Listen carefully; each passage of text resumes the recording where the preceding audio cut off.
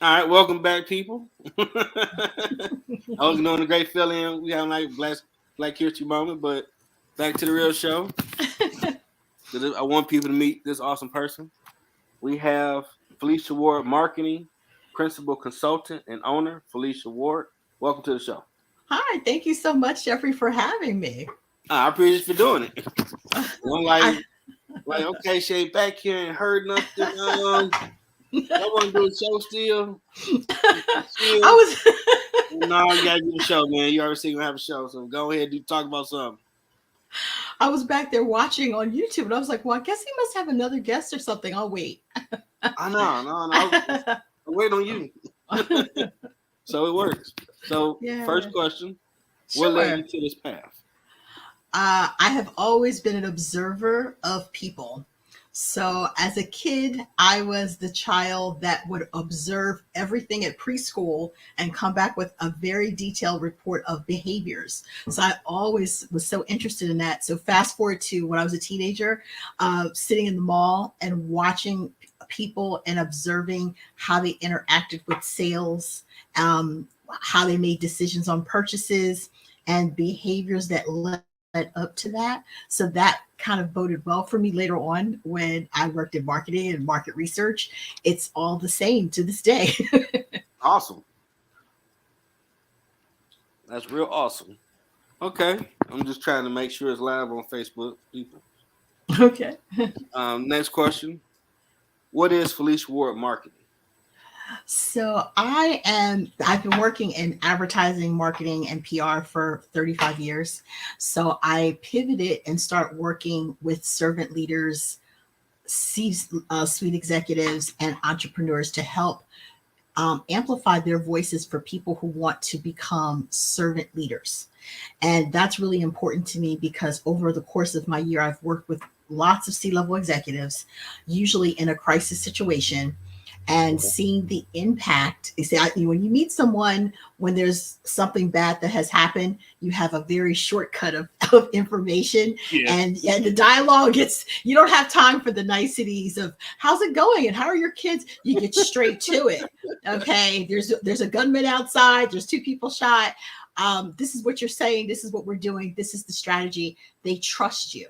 And that level of trust is what I was able to use as leverage when I wanted to start my business as a consultant. And I kind of fell into the industry because I was working in advertising and PR and things. Hmm. And as the different, I've survived 4 job layoffs. Okay. So I Wow, can, that's a lot. four job layoffs. Wow. Okay. And so I could tell you the different cycles of what happens during a downward economy. I'm like the expert at doing it and having to be like the Madonna and reinvent myself so that I Okay. expanded my career path. So instead of just being an advertiser or just being in marketing and just being in PR, it was all within the realm. And when I reinvented myself, I dug into that. And as a result of that, Felecia Word Marketing, we help with the small. I have 3 different types of clients. I have entrepreneurs. A lot of the entrepreneurs don't have the business acumen, but they have that passion. They have that purpose of what they want to do. But having to run a business and work for a business is 2 different things. So I found myself helping them on the business aspect of it as opposed to just the marketing, and finding that helping those entrepreneurs and helping set people up for success the right way as opposed to just doing their marketing strategy, their branding, the things that's my wheelhouse. But I found that helping those particular business owners, it's so rewarding, and then they also want to get involved with the community. They want to give back, and that's servant leadership. And then my second, the wheelhouse of what I do is working with C-level executives and helping them develop thought leadership strategies, so that I'm looking for people who are actually have got it. They've worked at corporate America already. They're now Okay. looking to make a difference. So they're no longer under that pressure. They're trying to do something good to give back to their employees, working within the community. It's happening to you too now. um, and as no, Yeah, I'm at my homeboy house today. Okay, what's up, life? yeah, the collide, that's what happened to me. And then the third group is aspiring entrepreneurs that are aspiring to be C suite. I can tell you from a firsthand perspective that most people, once they get to middle management, if they aspire to be in the C-suite, there are Okay. no training that's given to them. They pretty much, you've been promoted, figure it out, and they're learning trial by fire. So aspiring Yeah. entrepreneurs, yeah, aspiring middle managers that aspire to be C-suite, they realize that they need to develop thought leadership, they Okay. need personal branding, and they need marketing communications. And as you see, that is what everybody needs. The whole advent of COVID showed people that were on one side figuring that they didn't need a digital presence. They were in a brick and mortar store. They don't need all of this fancy stuff. And people that were already in digital media, already on social media, the two Mm-hmm. collided and it made everybody upskill. And as a result, you realize I found that working with entrepreneurs, working with kids in high school, I worked at the school district of Philadelphia, people that are in college, no one is teaching people how to market themselves.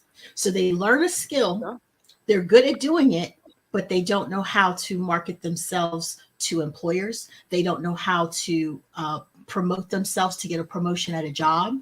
They don't know how to promote and package themselves to go for a business loan. And they don't realize how instrumental marketing is and how much content means.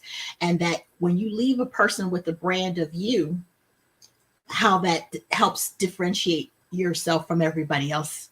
And it does make a huge difference when you, even when your resume, every little piece of content, it's all content, and developing what Mm-hmm. that strategy is going to be. That if you're going to go to try to be a civil engineer and you're doing a career shift, you're now having to market yourself and say why you would be a good civil engineer. You need to have an online portfolio and you've never had clients before.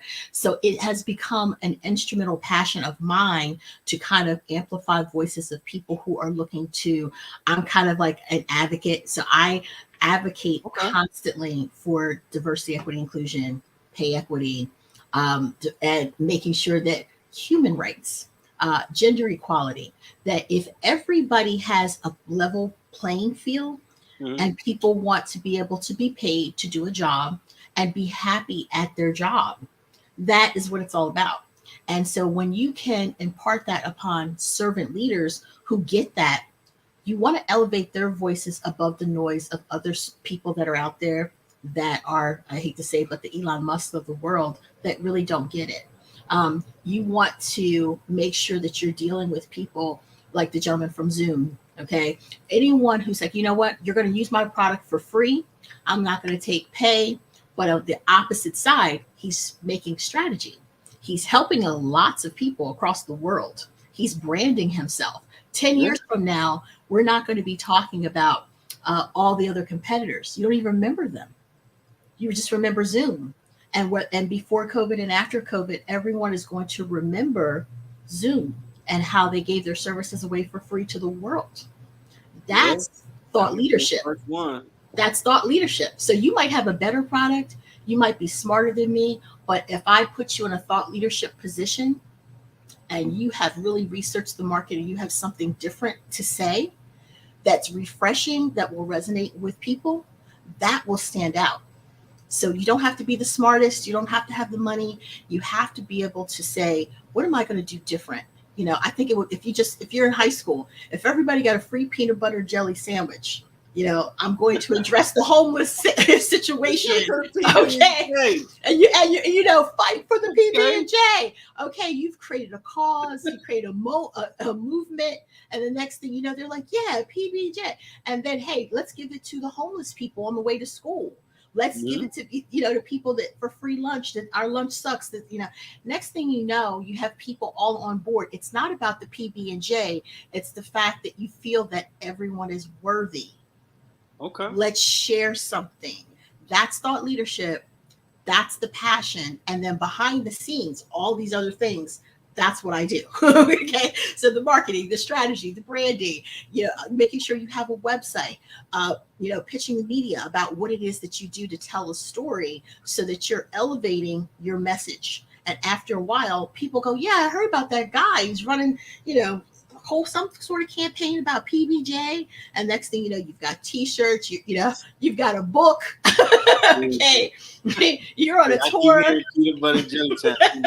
Peanut butter jelly. Everyone can relate. You know what I mean? People could relate to that. It's the common man. It's the thing. People, everyone deserves food, clothing, shelter, to be loved. You know, and to have a meaningful impact on what they do in society. So most people have a job that they don't love.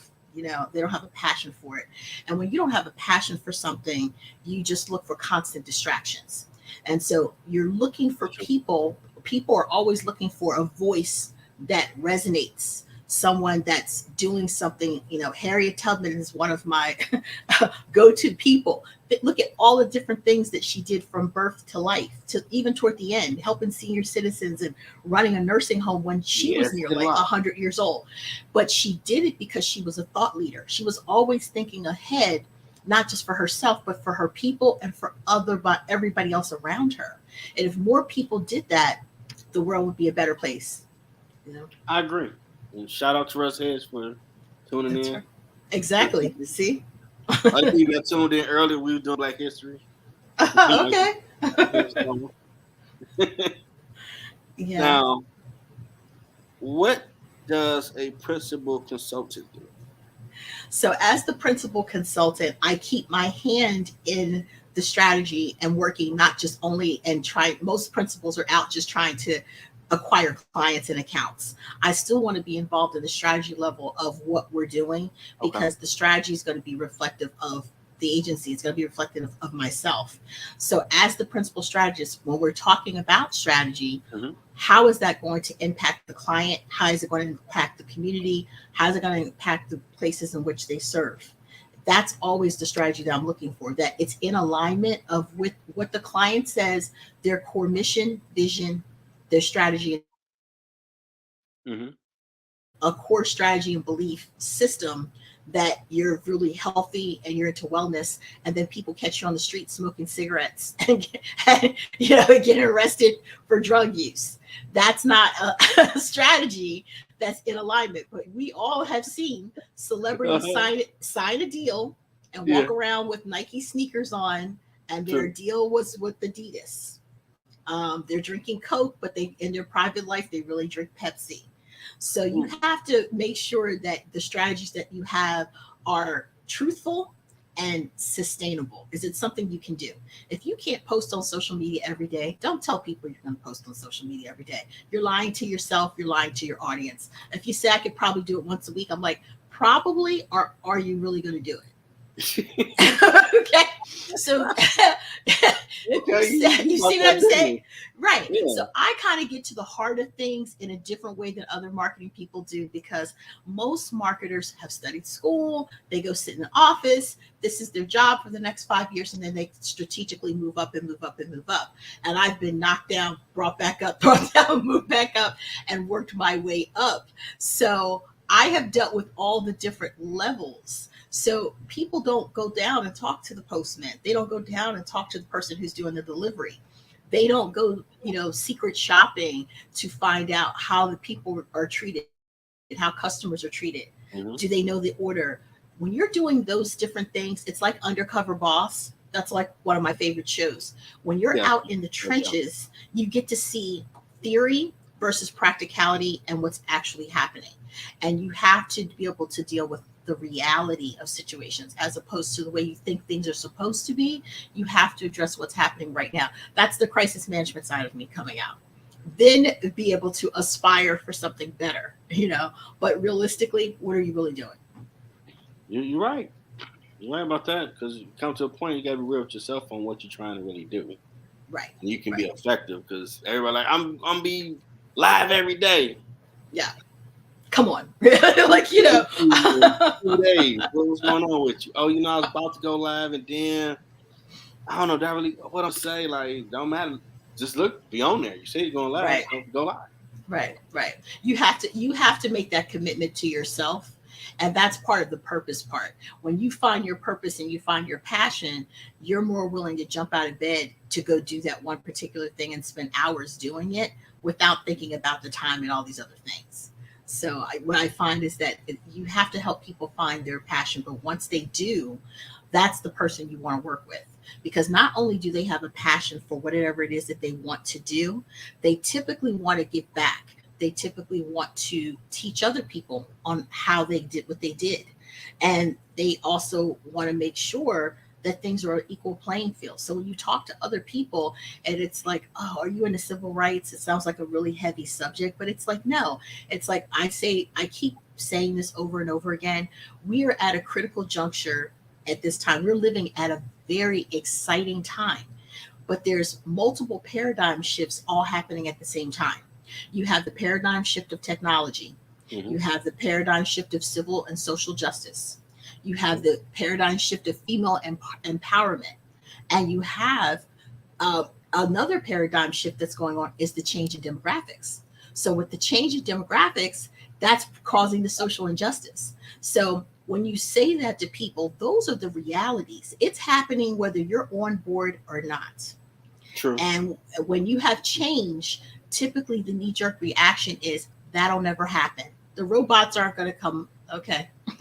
And I say to people all the time, if they were to start charging for air tomorrow, you'd say they can't do that. That'll never happen. Then you start seeing ads about it. Then they say they're going to charge you a subscription fee of $119 a month for, for air.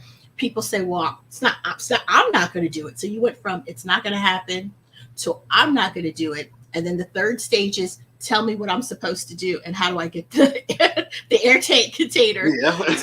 Okay. You can fight City Hall about it later and fight for your rights. But if it's something that's imminent, you're going to have to comply and you're going to have to figure it out later. So it's better to fight another day than to live in denial, like it's never going to happen. How many people in your family before COVID said that they would never shop online? They have to go touch their groceries. They have to go into a store, and those same people are the people on the phone ordering from Amazon. The trucks are coming every day. Amazon, DHL, UPS. It became a way of life because it was what you had to do if you wanted to continue your life the way it is. That's just a reality of it. I mean, what we doing right now? I mean, when we had to switch over to finish my degree to online classes. We can't do that. We got to be in there you go. That's it. University of Phoenix. They're doing it already. See, and that's the thing. It's these things already existed, but it was an option. Online always existed. Social media had been around, but when you have to do something, the knee-jerk reaction as humans is that'll never happen. Well, they'll never make us all do it. And then when they find out that, oh no, it's happening, well, I'm never going to do it. Adapt or die. Right. Adapt or die. A lot of companies that didn't want to adapt to utilizing online stuff died. Yeah. Look at the post office. Okay. I use that as an example. Look at the post office and look at digital fax. Okay. Faxing was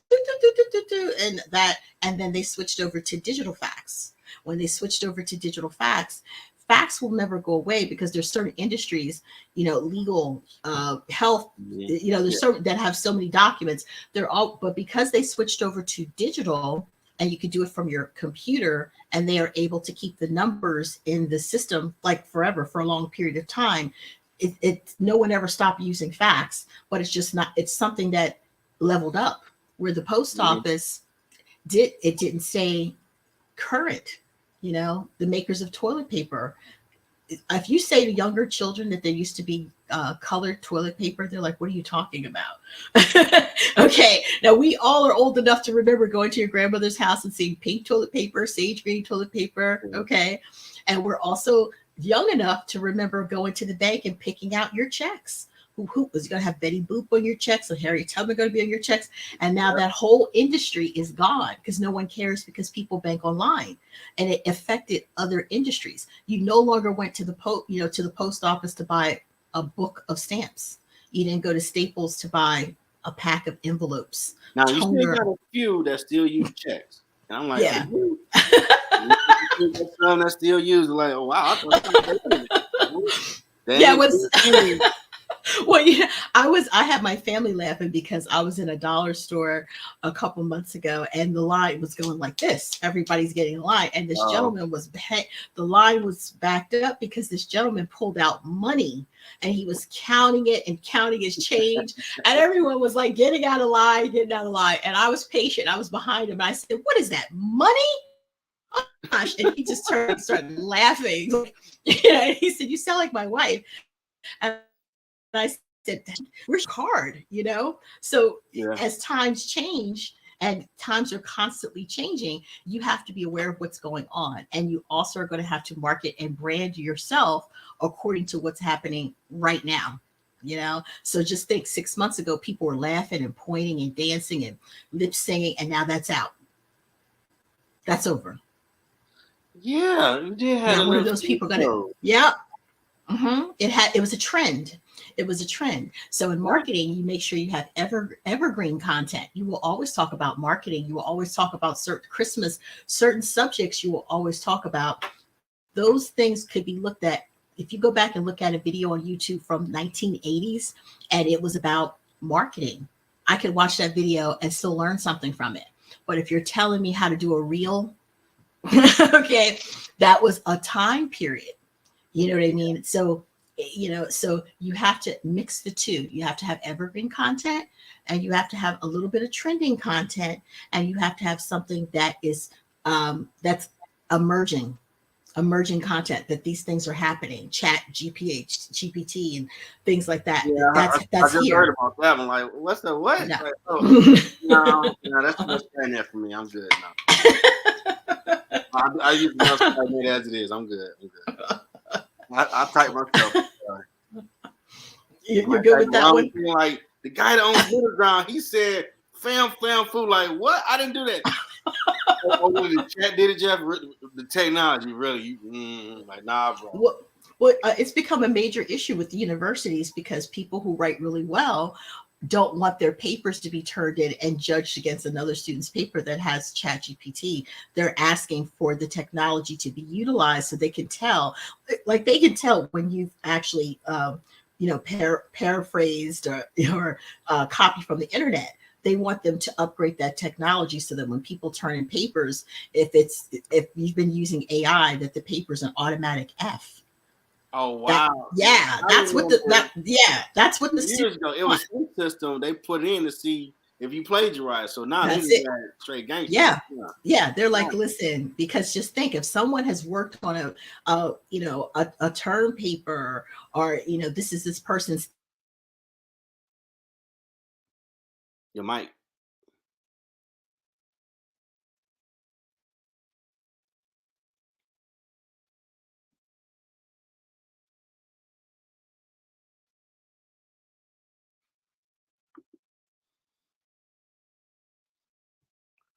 Slight technical difficulty, but we get it back. We will get it back.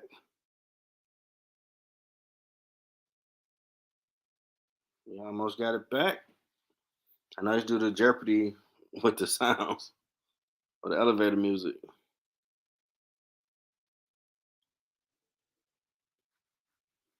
Don't hear you.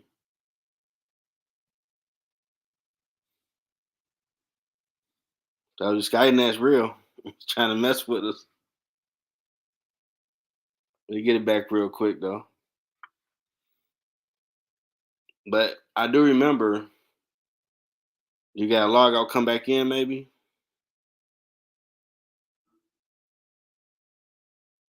Yeah, maybe try that or something. Perhaps you're gonna come back in. Skynet, see, I'm talking about Skynet, man. Let's start having technologies. It's crazy. Skynet's real. But I do remember doing papers and you put in that system. And they used to say if you plagiarize, you're gonna get an F, but okay, the license. There we go.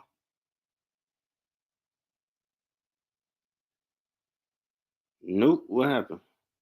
Still can't hear you. You hear me, but I can't hear you. That's so weird. We're gonna figure it out though. Is the headphones maybe?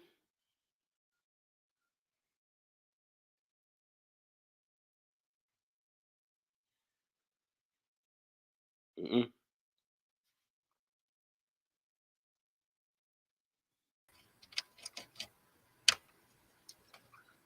How about now? I hear you now. Oh, good. Okay, good. Yep. All right. Let me just join here. I can see this. Let me touch. Is that better? Yep, I hear you. Yeah. Okay, See? great. Talking about okay, then they like you. Nope. Yeah, They but listen. look, the lights coming out the sun, but we will not be stopped. Nope. Okay. Not at all. Not at all. Jeffrey, you have to be on the next crisis management team. You'd be great. So you're having lunch and they're like, oh, you're going to the press conference now. There's a shooting up the street. You're like, you know what? Let me finish my lunch. I'll be there in 10. And that's really just from learning to always be ready. Always be ready. And that things can always change. That's the main thing in crisis. Things can always change and you can't be surprised by whatever that is. Nah. So they say, oh, because just think you're at work and they go, everyone must evacuate the building. That could be a fire drill or it could be real fire. Either way, you have to exit the building. Exactly, man. I went to high school in Detroit. It was always some bull jive going on. Oh my God. You walk through the hallway, doot, doot, doot, like, what idiot is now? Oh my goodness. We go to class. Oh my like, goodness. Are you guys okay? Like, look, they just shot at the school yesterday. Look, come on, what's the lesson? Yeah, I remember that. Now we know what it is. Come on. Yeah, exactly. You just say that they always say statistically, there's 80% of people in the world are nonviolent, and it's the 20% that are criminals. And of that 20%, 10% can be turned around because if they have better influences, they're around better people. And there's 10% of the population that's just incorrigible, that they like what they do. They like what we do. Okay. Like, chill, get down with me, man. I'm like, look here, player. I'm a nerd. And ain't no women in prison. So what I want to do, what you doing for? Exactly. You ain't got nothing I want, bro.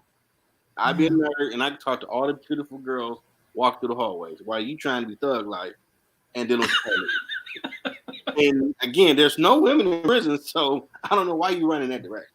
I'm sorry, bro. And I don't understand, once they get to prison, why are they upset? Now they're with all their friends. Why would they want to leave? I don't understand why. Like, you're there with all the people that you love to hang out with anyway. Mm-hmm. It's just, you can't victimize other people. Now you become a potential victim yourself. That's what they don't like about it. I actually got some cat out of it. We was in computer class in 10th grade. And he just kept showing me the money. I'm like, okay, you want to do economics. Let's do economics now. You got $2,000. Back in the 90s under Bill Clinton presidency, that was some good money because everything was cheap. Right. Gas is 99 cents. But okay. You guys do 2,000, but you work with someone who got the fine female, got the Cadillac, eat the filet mignon. You're a foot soldier, so you got to deal with other foot soldiers. You got to deal with police.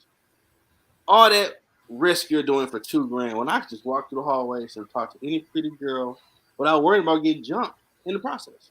Right. Yeah. It's way better than yours. Or revenge.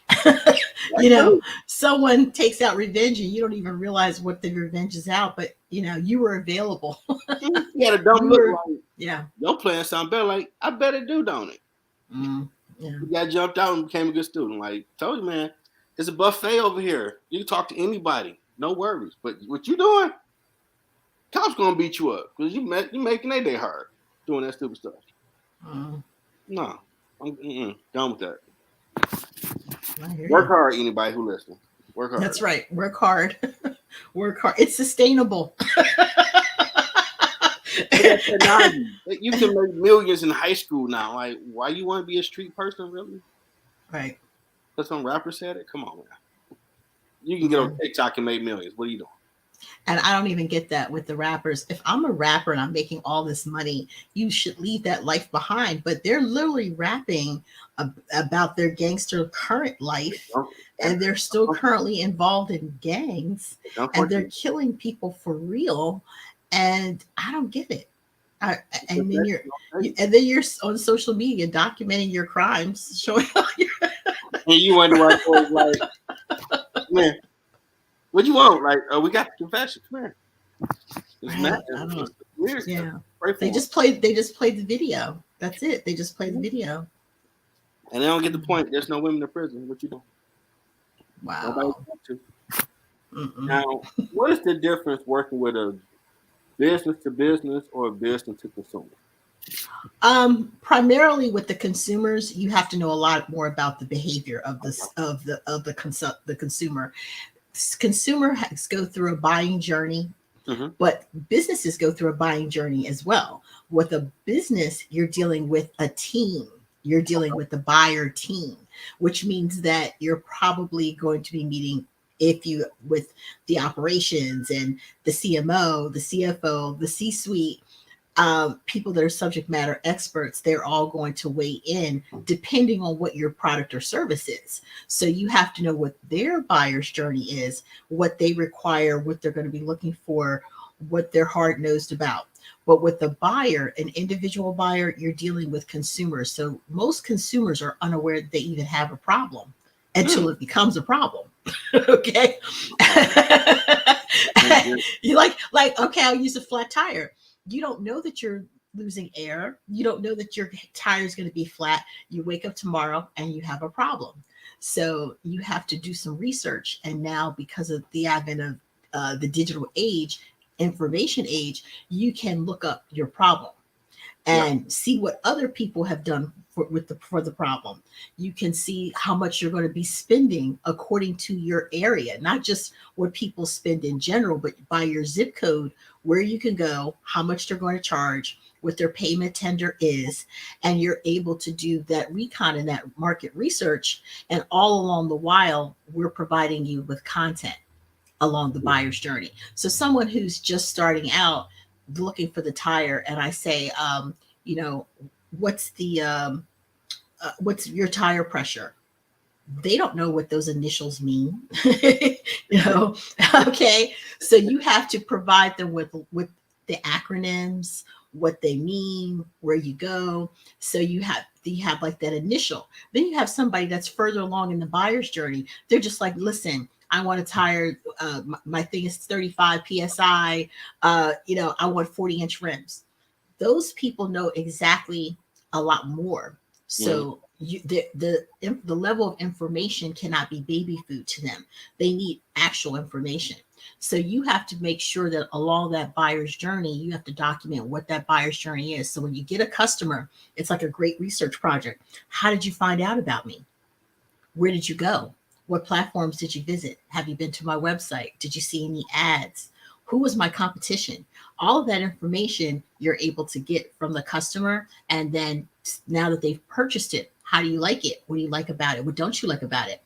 All of that market research helps you do your job better. And it also helps customers come up with ideas for new products and services that you might never thought of. They might come up with a concept of a service, an additional service that you could provide that could be Mm-hmm. lucrative to you.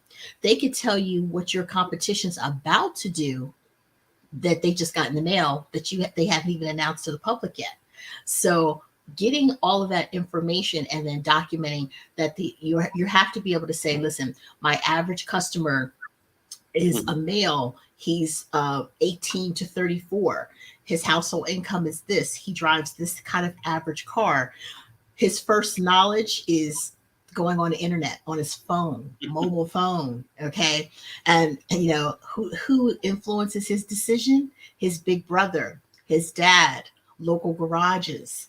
Mm-hmm. So you know a lot more about how this person makes a decision and where does he go next and where does he go next. And once you've figured out and you've documented that journey, then all these people coming through your door, you have an idea of how to service them.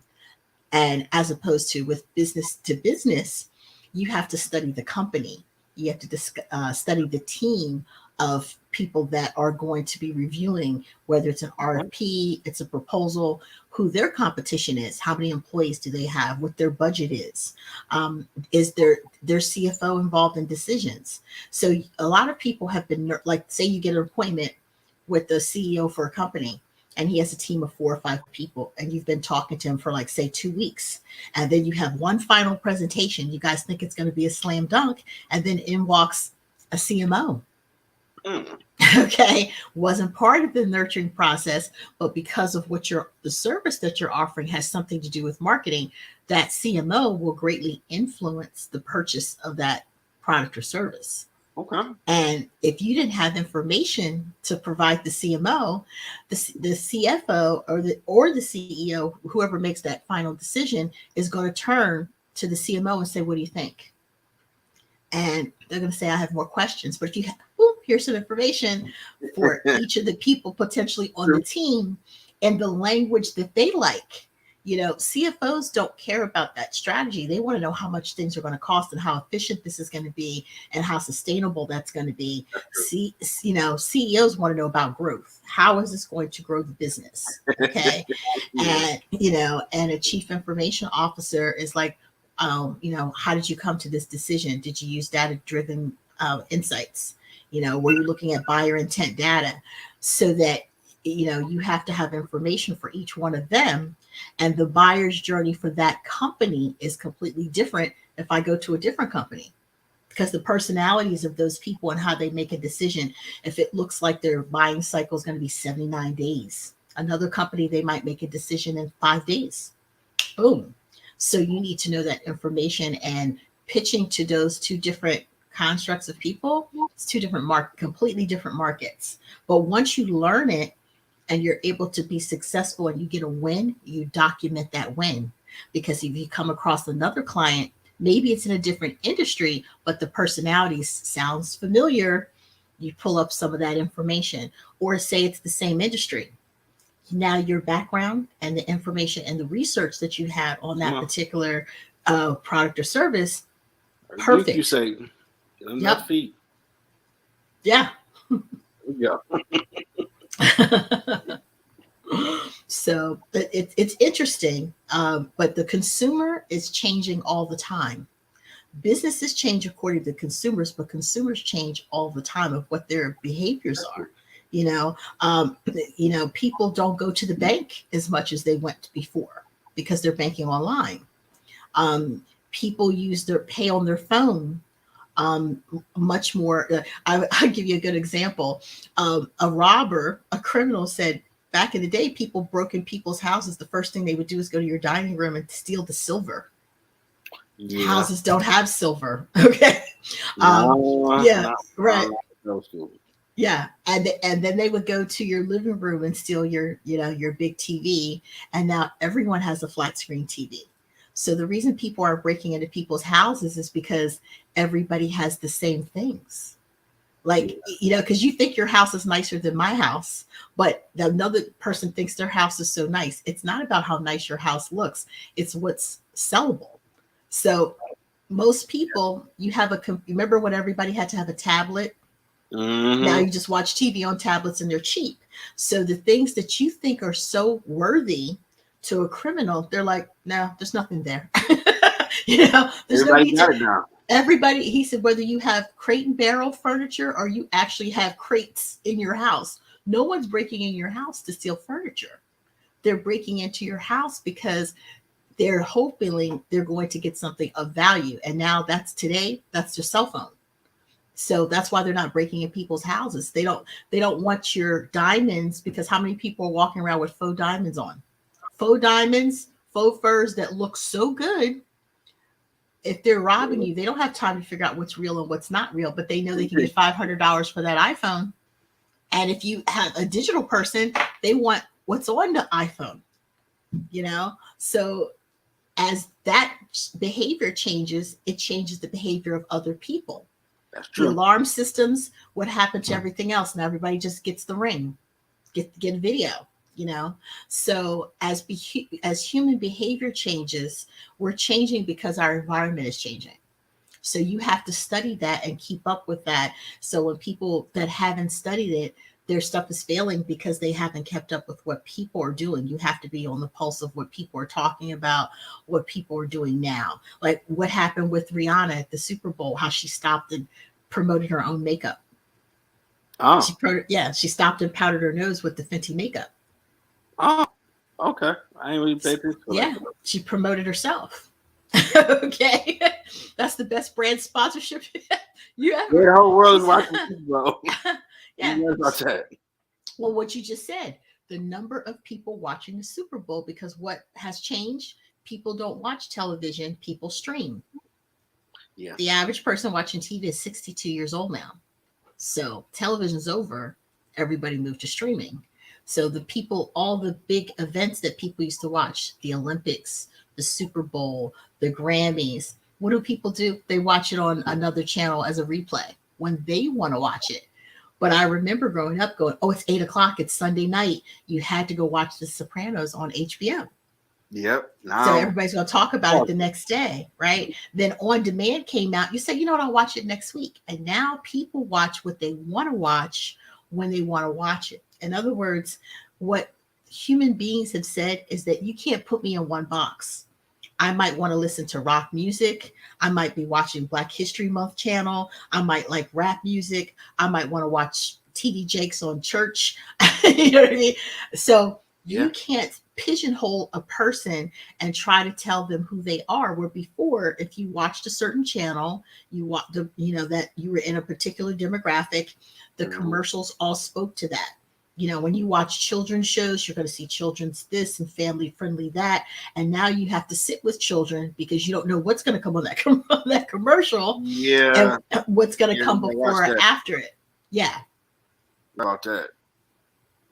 Well, if someone's watching, put that out. Whoa, whoa, whoa, whoa, whoa, whoa. Right, exactly. And that's just a commercial. That's not even the program. Some of the commercials, you're like, are they half naked? What's going on?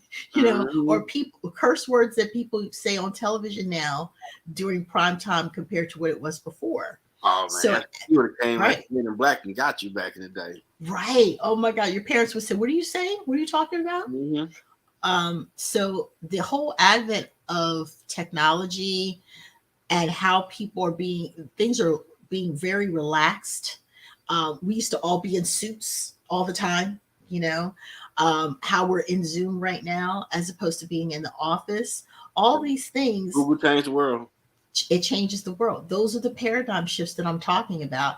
And so you have to understand that you have to be behind diversity, equity, inclusion because the population has shifted. Because I know when So, you know, so it as was the in the pop, book. right. Google does this. They let people chill in their clothes, go play pool, then come up with an idea like, okay, so I guess you need to be like a Google brand for your company. And now Right. everybody try to use that model. Exactly. Because you know what? They thought that people unsupervised wouldn't do their work, and the research didn't show that. It showed that people are actually working an extra hour a day. So every week, the employer is getting an extra 5 hours from everybody. And that's because people can do what they want to do when they want to do it. Think about how many people showed up late for work because they can't sleep. So the people that I call the vampires that are night owls, everybody has friends that are night owls. They're up all night. So everything starts between 11 and like 4 o'clock. Okay. People that live that lifestyle, that is their natural body clock. Okay. So if you live like that, it's really difficult for you to get up in the morning and then they get to work and they're rushing and they're going to be late to work. Their day is pretty much, that's a miserable life that they have to lead. But because people work from home, they found that people that are the vampires are up in the middle of the night. Guess what? They're not being derelict. They're doing their job. Okay. People that were early risers and finished their work at 3 o'clock. Why do I have to stay the extra 2 hours to make it look good? If you look in the system and you look, okay, I mean, people are just sitting around. Okay, like, so we're just sitting around. So Okay. now those people can log off their computers. Employers see that they're logged off, but when they look in the system, they can see, oh, they've done their work. So productivity is up across not just the country, but the world. What the Okay. productivity went up. So with the increase in productivity, major Fortune 500 companies lost how many accounts did they lose? None. They didn't lose any money. Good point. Yeah. So at the end of the day, people now can take the time to for mental health breaks. You can take a nap in the middle of the day. What does it matter if you go walk your dog and I see that you've been logged off for 3 hours, but I see that you turned in all the work that I requested you to have. So I think it's a lot of control. And also, I worked for a developer. So when you work for developers, people don't realize that 60% of the taxes in the city are paid by the developers. The developers are the ones that want everyone to return back to work Oh, okay. because they're missing they're missing the income, not from your employer not paying the rent, because 25% of people did return back to the office. They want a separate work life environment, or they don't have a place to be able to work, quietly. They love to just come into the office and socialize. 25% of those people return back into the office, but the income that they're missing out on for the developer, the parking. Remember, you Oh, pay yeah. for parking for the month. You're buying a separate cup of coffee. You're buying lunch. Yeah. You're buying a snack. And then after work, what are you doing? You're going to the businesses next door. To the people go Yeah. to the bar. They're going to the restaurant. They're buying, things from work that they need real quick. The local After stores and work, the local it's not shops. the same like it used to be. Yes. So that's the income, that's the revenue that's missing. So those developers get the squeaky wheel and call their mayor, their governor, and say, get these people back into the office because they want that revenue. But I think what they'll find is that most people don't want to return. They said they'll never go back. Um, with that, if they don't want to return, when they do return, people are smarter. They're not going to buy that extra cup of coffee. They're going to bring their coffee. They're going to bring their lunch. Okay. They're probably not going to go out after work because they're not going to be used to the extended hours of time. As soon as work is over, they're going to be out of there. So the restaurants are still going to be empty. So they think if they get everybody to come back, things will return back. But people just reallocated those dollars. People still were going. People that want to buy gourmet coffee, they're still going to buy gourmet coffee, but just by their house. Okay. So the money didn't go away. So we reached the promote you segment of the show. Floor is yours. Promote your business.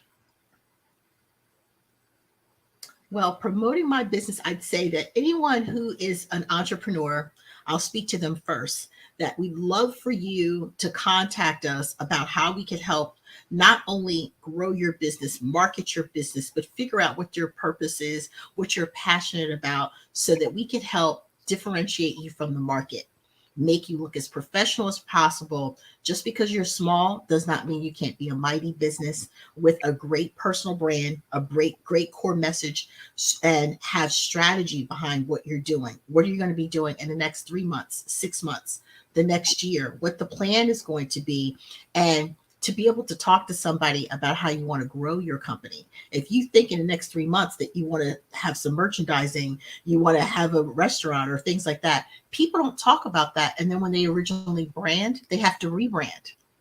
But if you do it the right way and you set things up properly, that is something that you'll be able to do because it will be fit into the strategic planning that we do.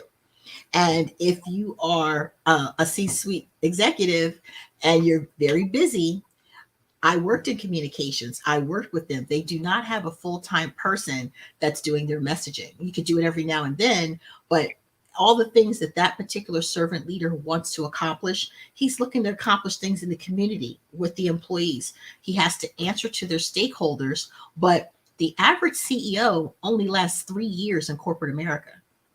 A lot of them are fired. So they have to think about their life after being a CEO or their life before being a CEO. Do they want to do guest speaking? Are they going to be writing a book? Are they going to start a nonprofit organization?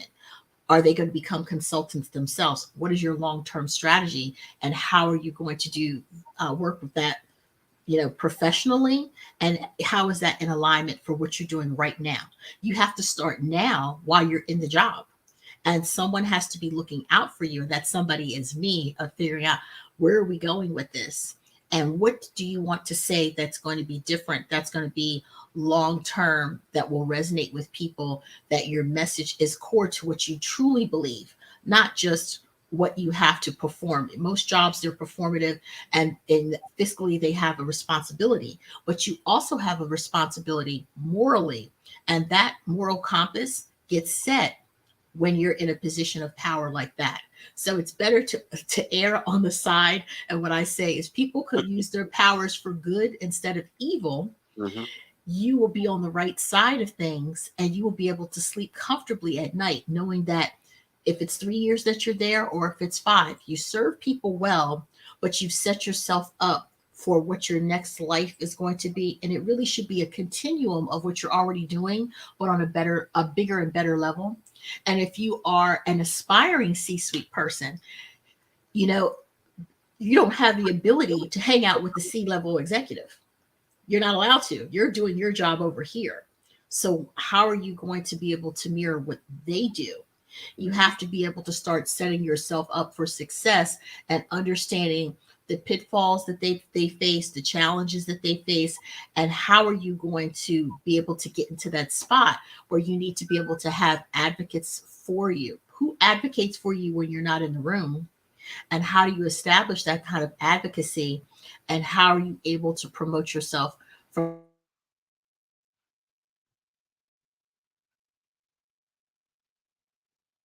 Come on, come back.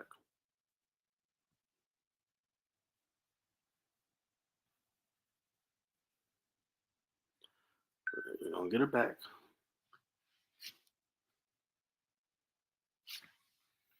Come on. We're doing good. Technology. I got a signal.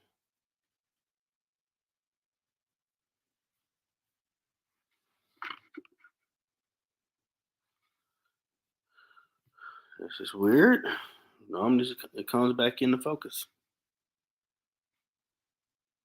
I mean, we definitely learn a lot about how to hold the mindset of the marketing. And she's ready to come back in. We'll be good to go.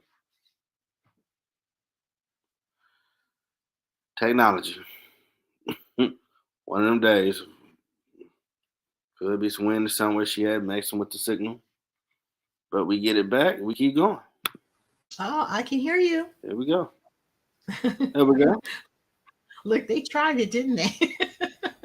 Oh, and we stop. No, ain't gonna stop us.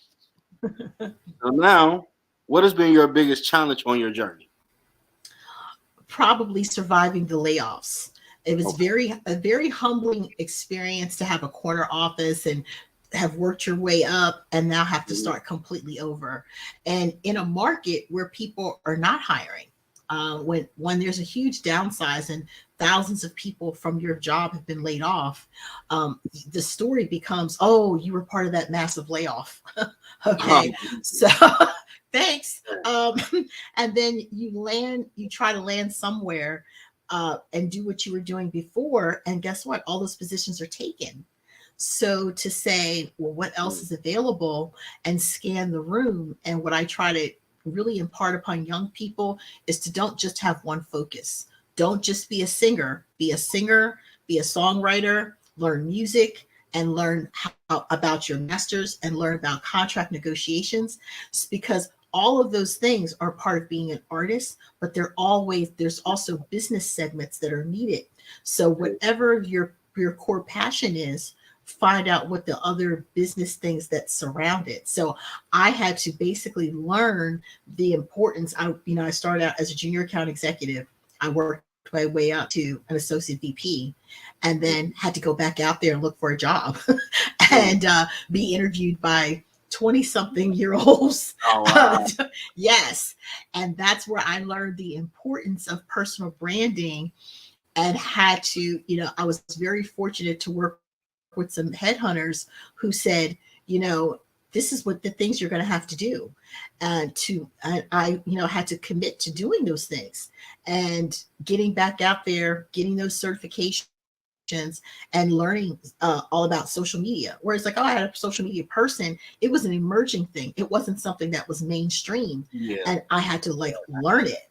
And then I already knew PR. I had done PR and been a consultant. And now to, work not in an agency setting, to work for corporate, where they're like, these are our metrics. We're a publicly traded company. This is what we're saying. This is what we're doing. And I'm like, oh, I came from a creative, you know what I mean? So I had to learn that life is a series of lily pads and no one has one directional life. That you jump over here and you're doing this, then you have to jump over here and do that.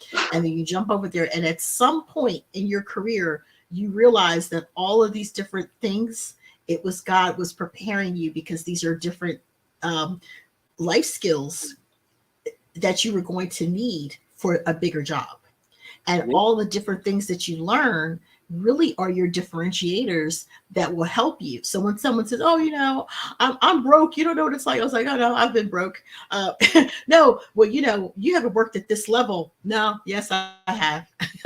I have worked at that level. Yeah, And you everybody become a lot more, been there, done that. And to also to be a person of color, to be an African American woman, I was very fortunate to be in rooms of serious power. Most people don't get to be in those rooms when major decisions are being made and people are trusting you with your business acumen, your marketing strategy, your suggestions. And when you're in those spaces and you can impart something that could help your people and you have the position to do it, you do it. And that's like a truly an honor. And to explain to other people who are not in those rooms how decisions are made. And I'll tell you what really kind of sparked me to continue and to kind of more pivot towards servant leadership. McKinsey study came out that talked about with the different paradigm shifts with technology and how every different race of people, there's certain people that are going to be left behind because they're just not going to change. And for each race that they were talking about, it was like 10%, 15%, 20%. In the study, it said African Americans, 60% of African Americans are going to be left behind. Whoa. And I'm like, oh my gosh. And it showed how the 60% are going to be left behind. They're in like the 10 rural states there, where they don't have access to technology. Their bosses don't have access to technology. They work in, and what was sad was that the three major sectors that African Americans work within are dying sectors. They work in labor, which will be taken over by AI. Okay. The only growth sector, they work in retail, another dying sector. Okay, so people are buying things online, chat box and everything else. And the third, I was like, there has to be something that's positive. The positive was healthcare. That the people that are working in healthcare, even if it's at an entry level, it's a growth industry. Okay. And they showed that people that work in offices, the 40% that work in something that they can move up upon, that most of them only work in administration. They answer the phones, they're doing some sort of administrative work. Maybe they're an office manager. Not that many of them were managers. Therefore, they don't go to manager meetings. Therefore, they don't know about the metrics and the reporting. And they're not in the next level where they're a senior manager, where they're responsible for the fiscal part of the company. Like you're actually looking at the dollars of how much is spent. So when they cut 20,000 jobs, believe me, they don't have a list of 20 names. They have a list of 20 different salaries that they're cutting. And they're like, we're going to cut everything over 150. 150.01, you're gone. That's how the cuts are made. So people come up with these theories about, oh, they're doing us wrong. And I said, no, we just have to, you have to learn now. And when I tell people, you have to learn the game, who are the players and what are the rules. And because the more of us that tell that information to other people, it becomes empowering. So helping entrepreneurs succeed, and especially African Americans and females uplift, it's studies across the world that show when women are given money, they uplift the village, the children, the seniors, other men. So empowering women to be in positions of power so that there are more of us in positions to say, hey, that person has a family. If I uplift her, I uplift her family, then you're helping break generational curses and helping create generational wealth. And that's really what I try to impart upon the servant leaders, that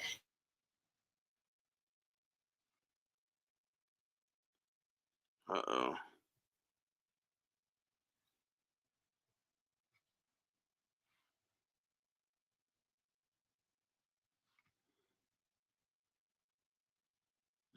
We're gonna get through it. No worries. We're gonna get through it.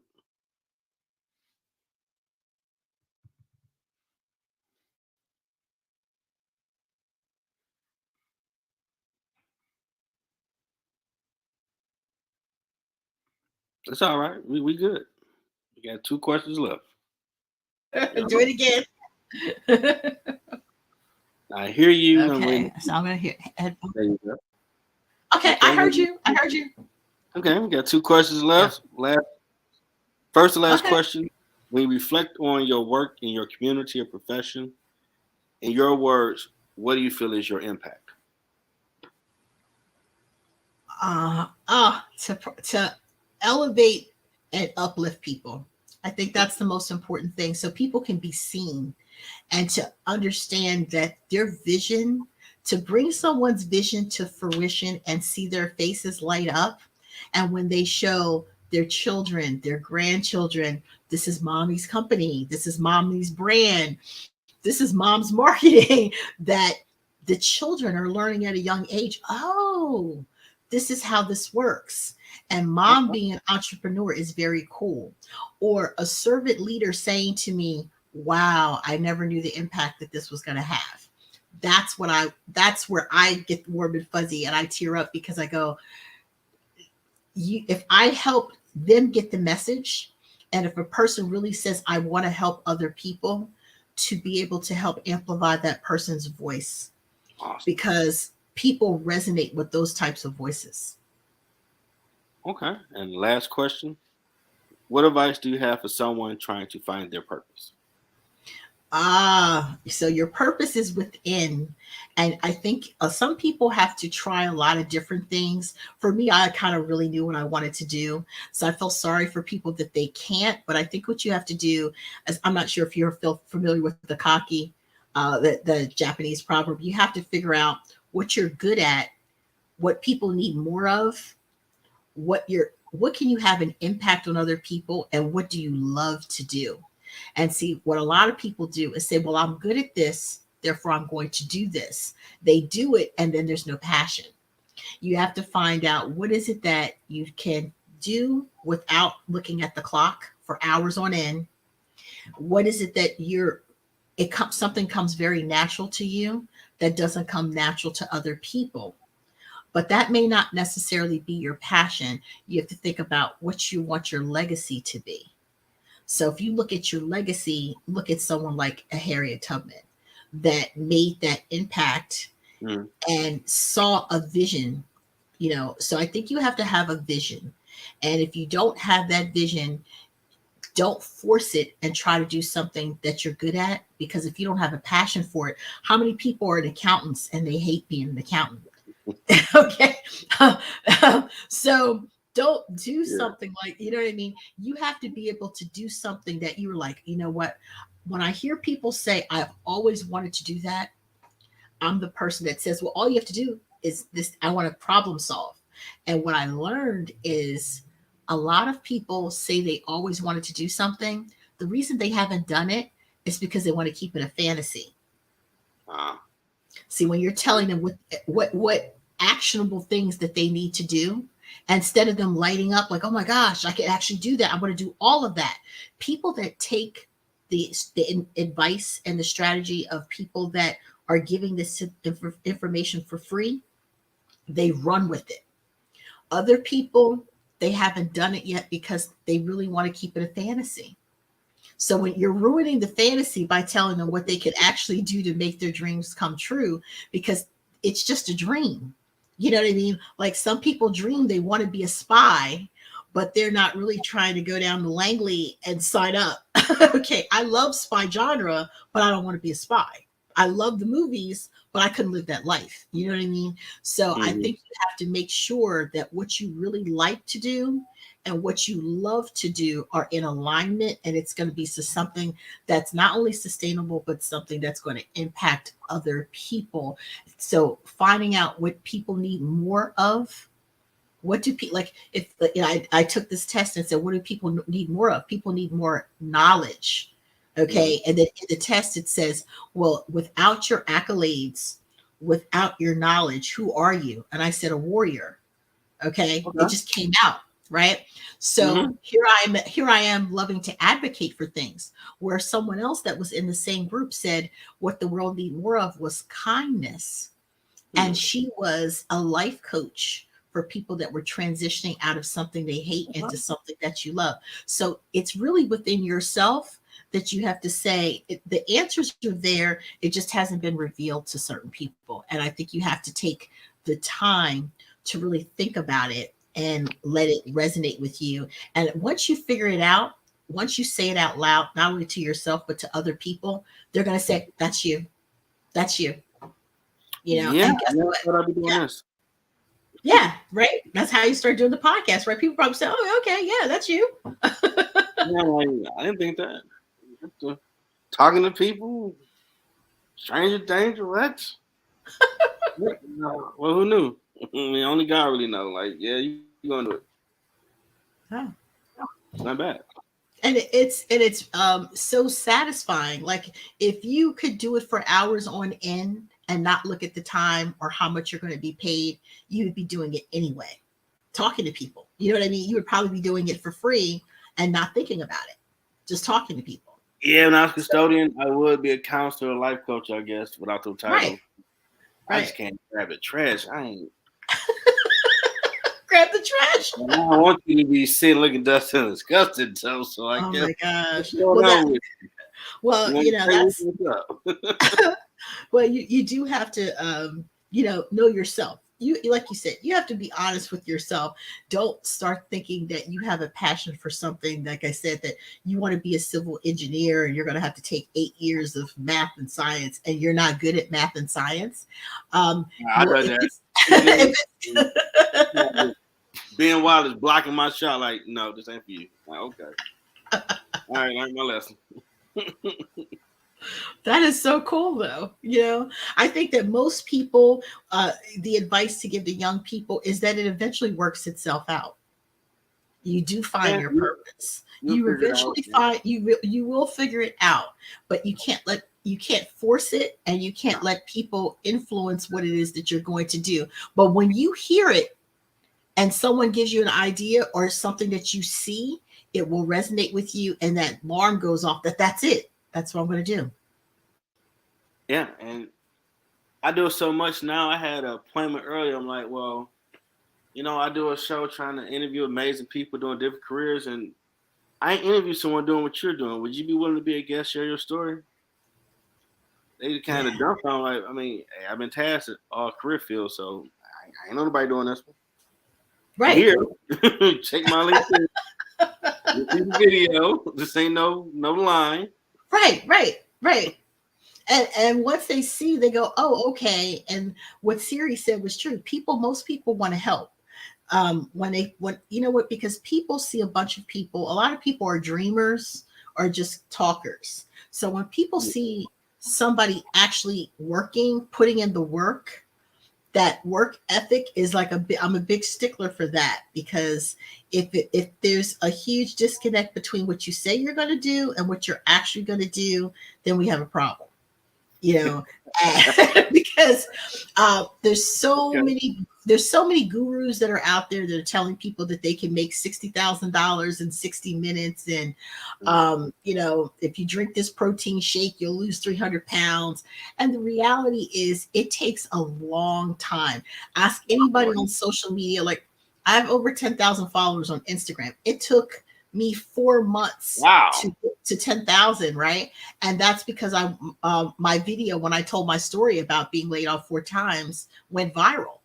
If that hadn't taken place, I know people that it's taken them 2 years to get to 15,000 followers, but people don't talk about that. Or the number of people who are having to work extra jobs or live at home with their parents to things actually break. You have to talk about the hard work that goes into what we do. And I think that a lot of people want to glide over it and make it seem like it was an instant success. And things are not an instant success most times. And the other thing is failure. And failure is necessary for growth. Failure is necessary for success. The only thing failure does is eliminate one of the ways that you're going to do something. You have to be steadfast in knowing that as many times as you fail, okay, eventually it's going to work out. And when it does, you just learned patience, how to be humble, how to have gratitude when it actually works out, and to what? Not give up. And so I think young kids are just seeing people that have made it. Okay.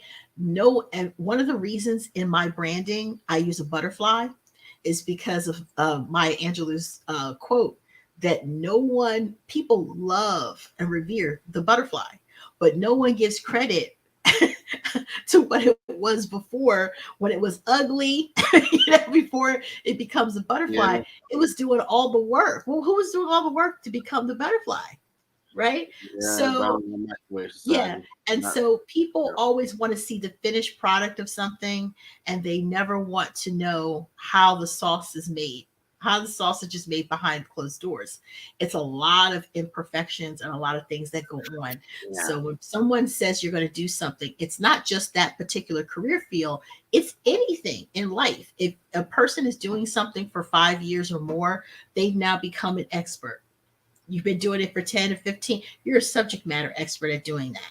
You failed a lot and you learned a lot. And you have to talk about you have to talk about perseverance, and you have to talk about failure.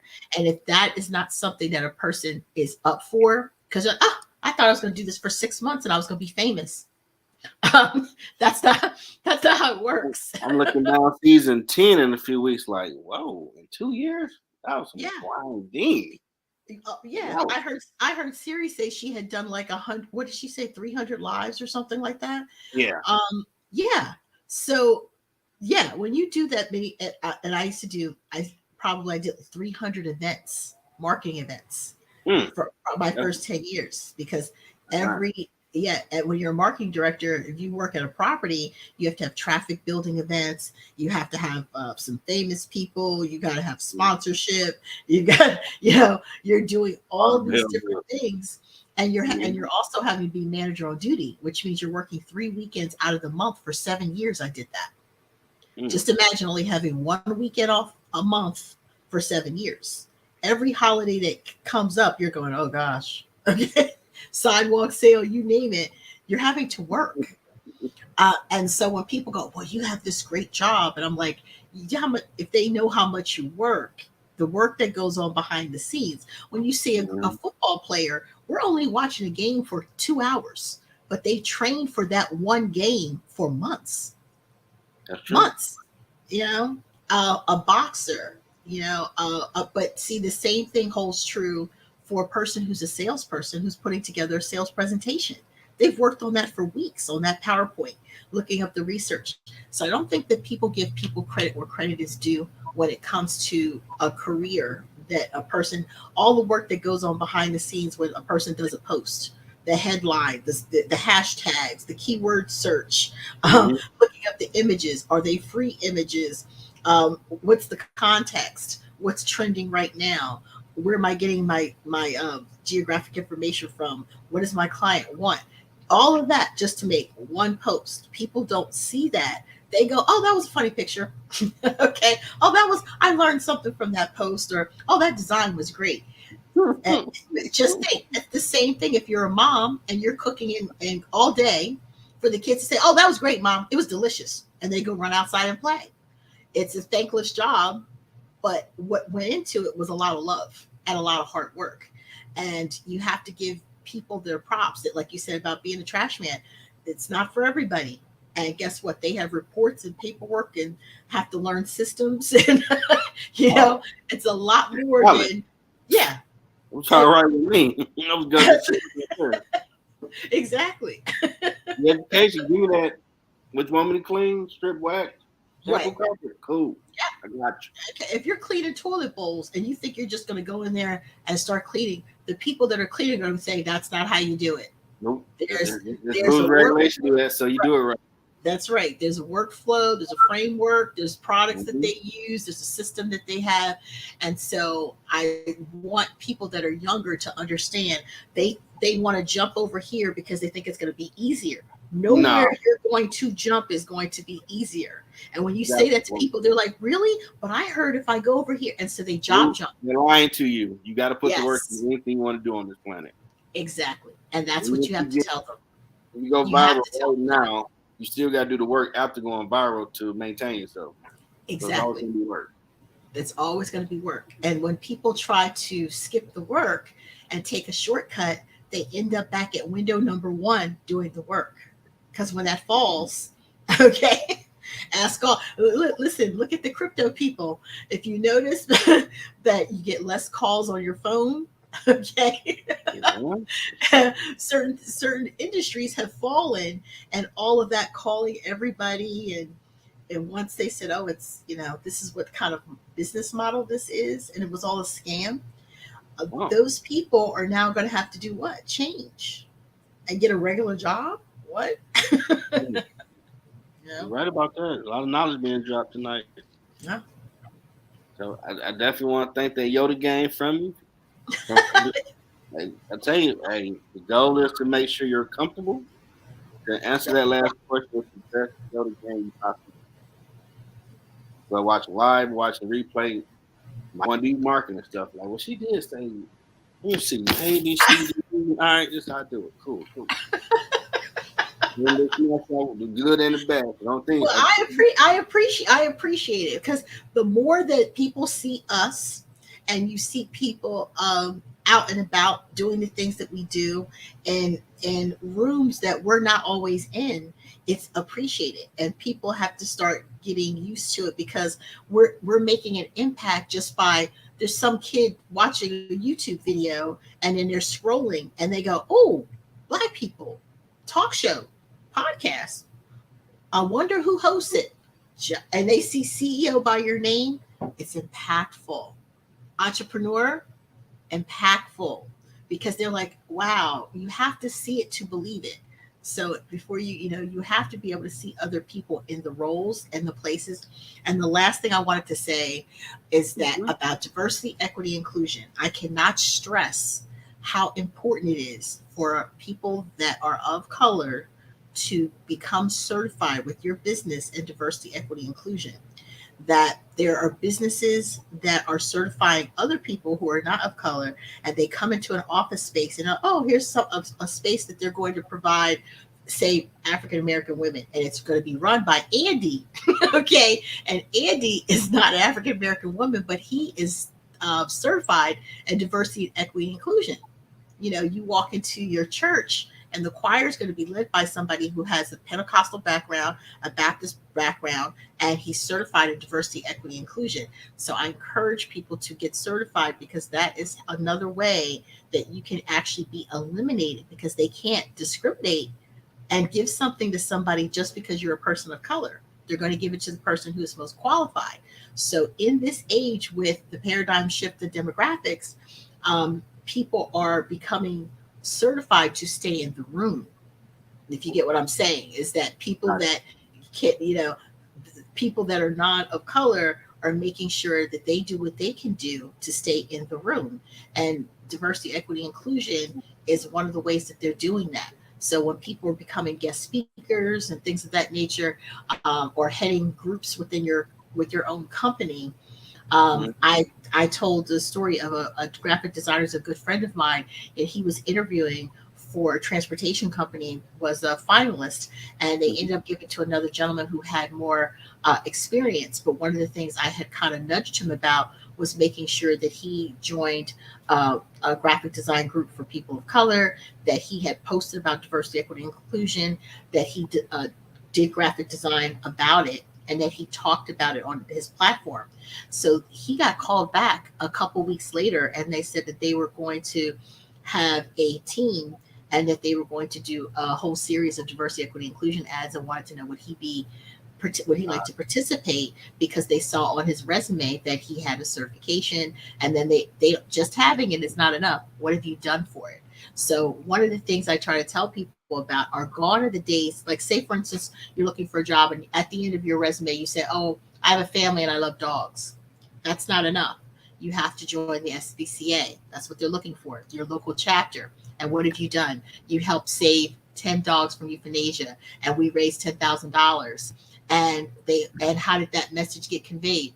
Well, as a digital content creator, they posted on their own personal page. They, helped with the newsletter. And then what ended up happening was a gentleman like that didn't get an accounting job, but they called him near Christmas and said, we're having a Pause for Clause event, and we'd like to know would you be interested in doing it and being in charge of the event. And he did it and met other accountants, and they're like, oh, this event is great, we should do this next year. So do you do this all the time? He said, no, actually I'm an accountant.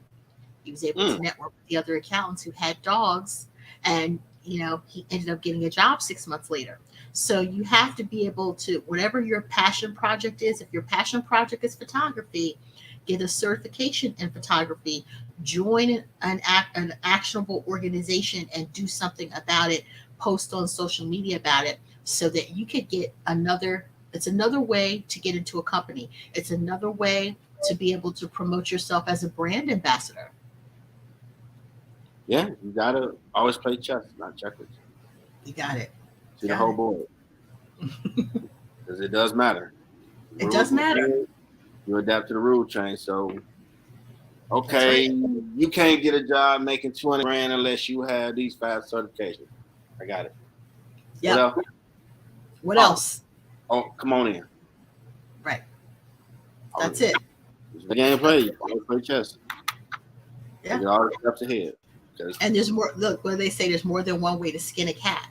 So that if that particular job you were going for was not available, but you have something else that is worthy, maybe you taking pictures will get you a job at an event, and they pay you as a professional photographer at the event. Now your goal is still to, get that other job, but just being in their space and being paid professionally to do so, people get a chance to meet you, see your work ethic, and now you're going to be on the tips of their tongue for something else that comes up in that space. So you have to understand that's what other people are doing. They're out there. So they're like, yeah, gone are the days of you saying, oh, I like this and I like that. You have to show them. I'm from St. Louis, the show me state. Show me that you like records. Okay. Show me the proof. I got you on that. Yeah. Awesome. Hey, there's just a lot of just free game you get. Pay attention to it. She's been in the marketing world. She know what it look like. Definitely want to thank Felecia Ward Marketing, Principal Consultant and Owner, Felecia Ward, for, man, there's been so much game. Watch the replay, you better take some notes, because how the game was and how it is now. I appreciate you. This your first time doing a podcast, or?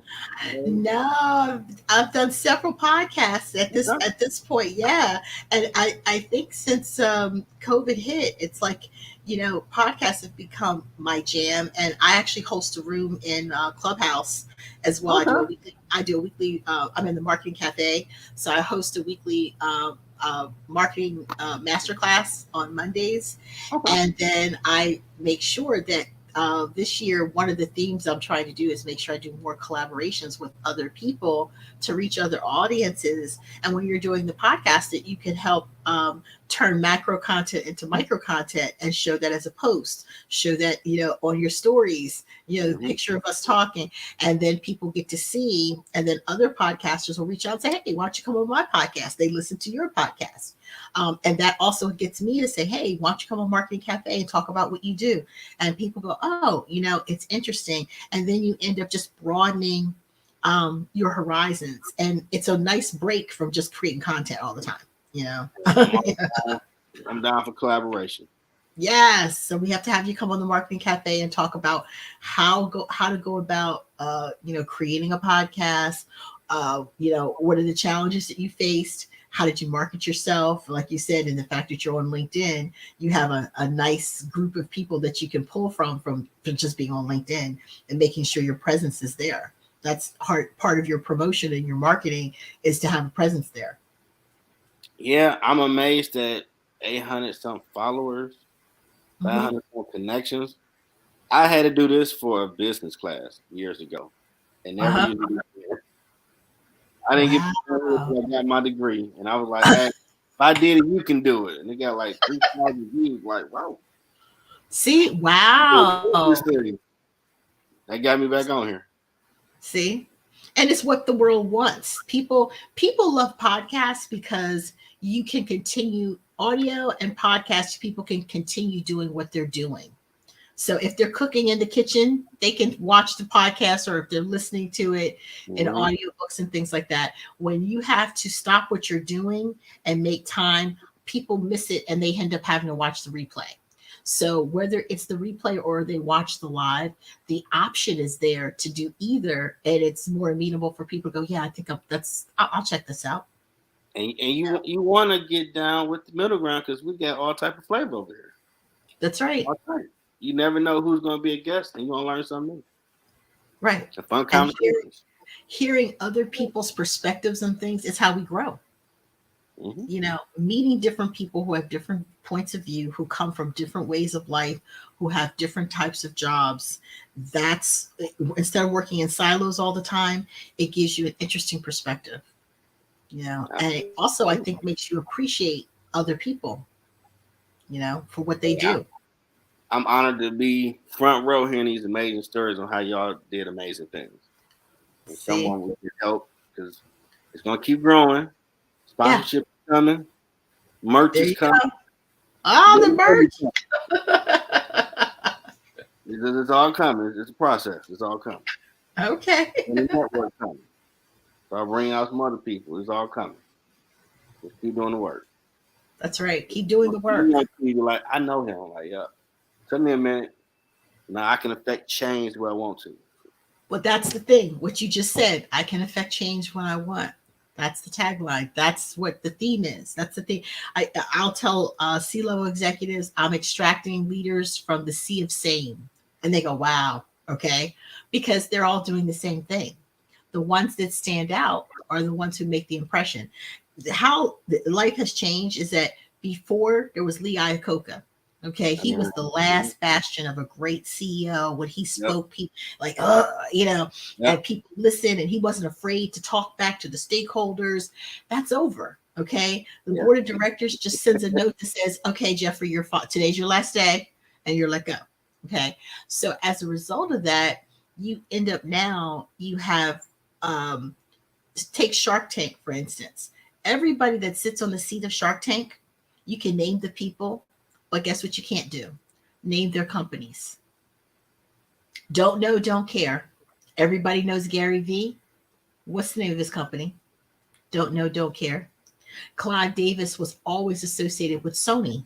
When he left Sony, where's Clive Davis now? Don't know, don't care. Because the personal brand of those people is much more important than Mm, the company that they work for. mm, We know Gary Vee, right? And he's a thought leader, and he's out every day doing what he's doing, right? People follow him, not his company. mm.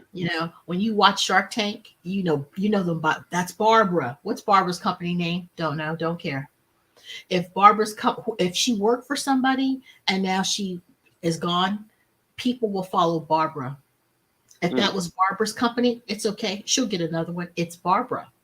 Her mm. brand, her personal brand is stronger than the company. Because just think about it. I had a cousin that worked for MCI. No one ever thought MCI would go under, I right? mean, yeah. Right. So I've had a Sprint account for almost 30 years. Okay. So now they're with T-Mobile. People never thought Sprint would be over. Okay. Companies come and go. Mergers and acquisitions happen every minute of every day. But if you are in an industry, you have to become a thought leader in your industry, not for the company you work for. Hmm. So that you can take that's something that is portable to you. So if you get known for sustainability, when you come to another company, they know you're going to do something sustainable because that's what you're known for. And when you leave and go to the next place, they're going to know you're going to do something sustainable. You're going to do a bunch of things, but you get known for that. That's what personal branding is about. So not that you got this job and now you're the CEO of Sunoco. Well, you can become the CEO of Sunoco and then, I don't know, 16 months later, Sunoco no longer exists and somebody bought it. So when you were like, Jeffrey of Sunoco, Jeffrey of Sunoco, Jeffrey of Sunoco, now the Sunocos know, oh, nobody's going to book you on podcast or anything else. No. Tell us how you're doing. You get that one interview. Tell us how you're doing, Jeffrey. It's been 6 months, and what are you up to? And if you're not up to something that's big or bigger than Sunoco, you won't get any other bookings. I was a publicist. I know you're not going to get any bookings. It's over for you. You better go write a book. You come back, okay, and talk about the dirt of when you worked at Sunoco. Then you'll get another booking. But while you're there, it's like you better start working on something for your thought leadership. Like, what is it that I really want to do? Well, when I was in this industry, I saw this being a bad thing that was happening. That was general practices. Employees were treated like this, and they deserve better. The stakeholders meant well, but they didn't follow through on this. Compliance was whack because of that. And you're going to change those things. Now, every time you go out into the industry, they want to hear what Jeffrey has to say about the oil industry. And when you go on CNN, it's Jeffrey. He's a subject matter expert on oil.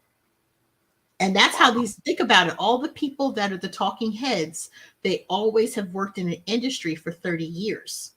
You're right. So, okay. So the name of whatever company they worked for does not matter. Okay. The only time it matters is if it's war. They want to know that person was a former general, or they work for the CIA or something. The FBI, that tag stays with them. But for the most part, they're strategists. Okay. So you have to think about your longevity. And when I tell people most CEOs only last 3 years, this year was the first year a bunch of CEOs resigned. They're like, I'm out. It's too stressful.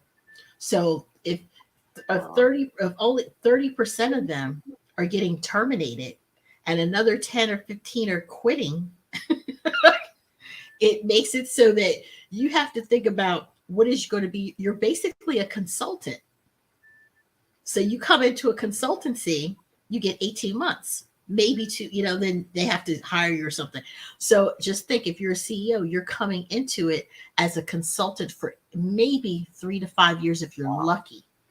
So the mindset of CEOs now, they're coming in going, I'm going to do something for sustainability. I'm going to do something for diversity, equity, inclusion, because they want to have something to lay their hat on if they get booted.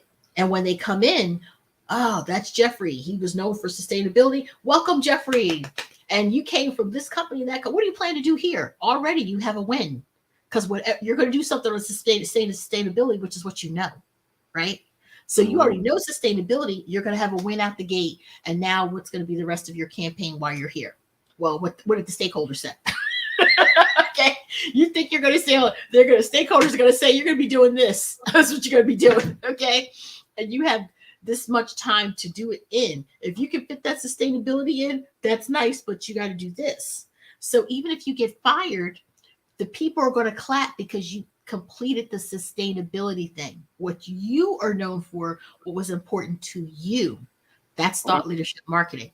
So that's what people are not doing. They're going around going, well, I did this, and then I did this, and then I did this. And I said, yeah, but that's what you did with that company. What do you want to be known for? Man, see, even at the end, that game just flowing out, boy. This is a lot of game on marketing strategy. That's strategy level. See, everybody else is into tactics, and you do this and you do that. You do number 17, you do number 1 to 15. But you're, like you said, you can't play checkers. You have to play chess. What are you going to be doing later? Okay. And how is that going to? So if you're think about it. If you're a gymnast, you've worked for 10 years or something to become a gymnast. And you might get to 2 Olympics, maybe, and that'll be 8 years of your life. When it's over, what do you plan on doing? Before they just would teach gymnastics, but now they could be a broadcaster. They That's can true. open up a Pilates studio. They can become a health and wellness coach. They can be the spokesperson for a gym in their town. You know what I mean? There's all these marketing, branding, sponsorship opportunities and partnerships that you want to consider. Look at football. Nobody is like when we watch football when I was younger, the Cowboys and boom, people would get hurt, banged up. You know, the iron, nah, Mm-hmm. people run off to the side. Why? Because they make 70% more off the field, okay, with the sneaker deal. Okay, the partnership, spokesperson for a gym, coming out with gym equipment, an exercise video, a smoothie that they drink. So all they have to do is play football and sit on the side for 10 years, but be lucrative every year, build your brand. So you could take someone, I took a football player and he's from like Idaho. He sits on the bench all the time. You probably know his name, but he's the hometown hero.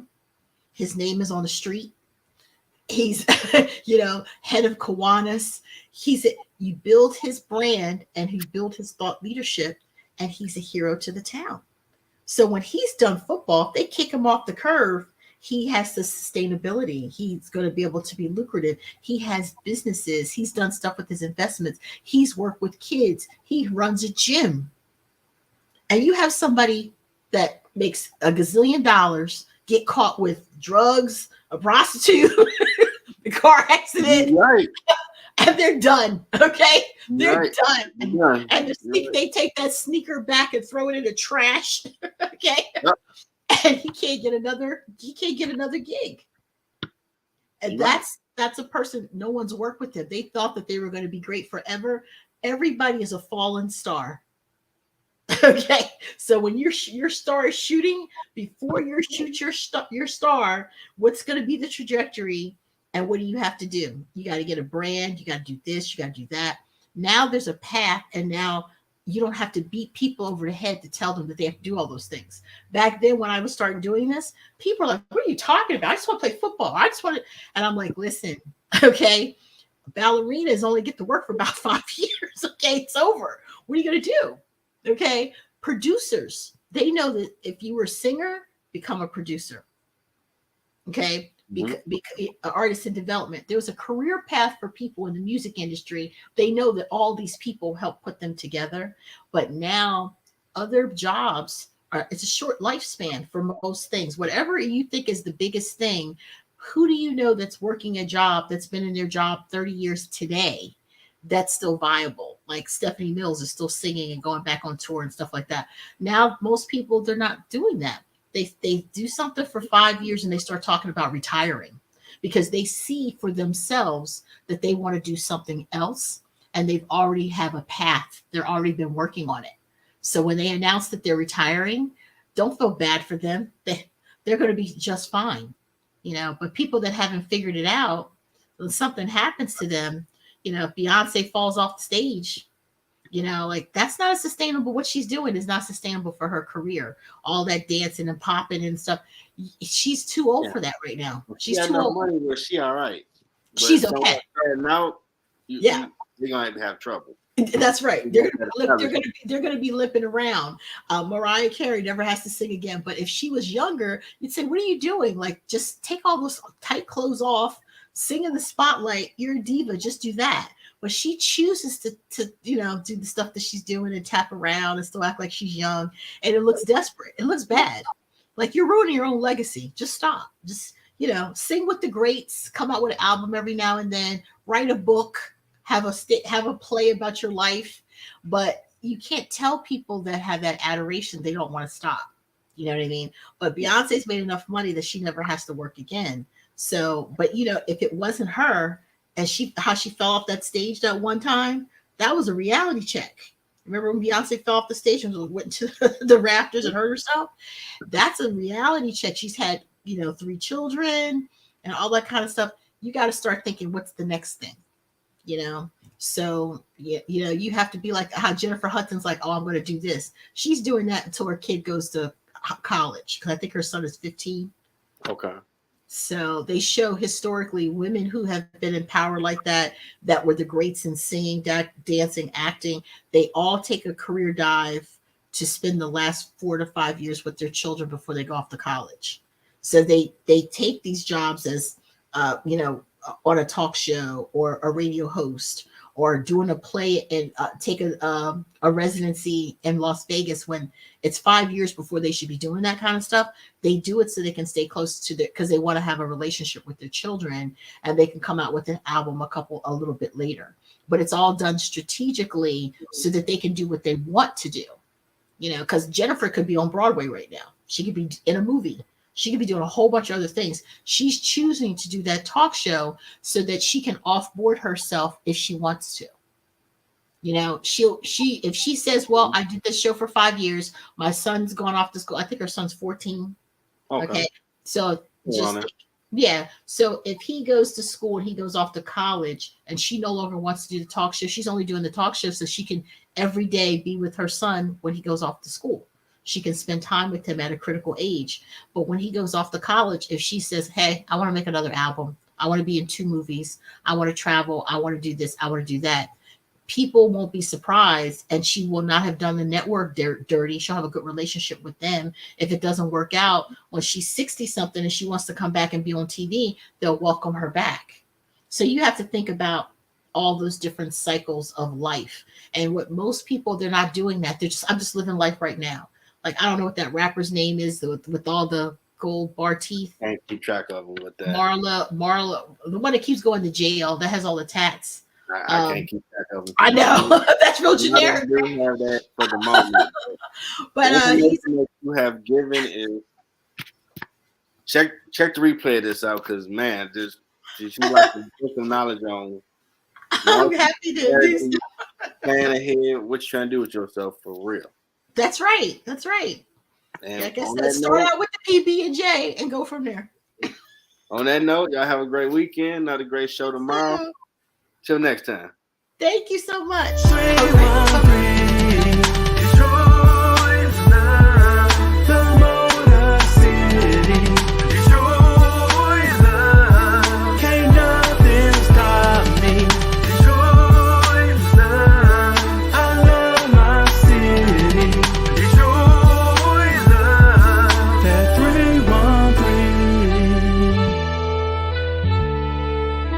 Detroit raised me.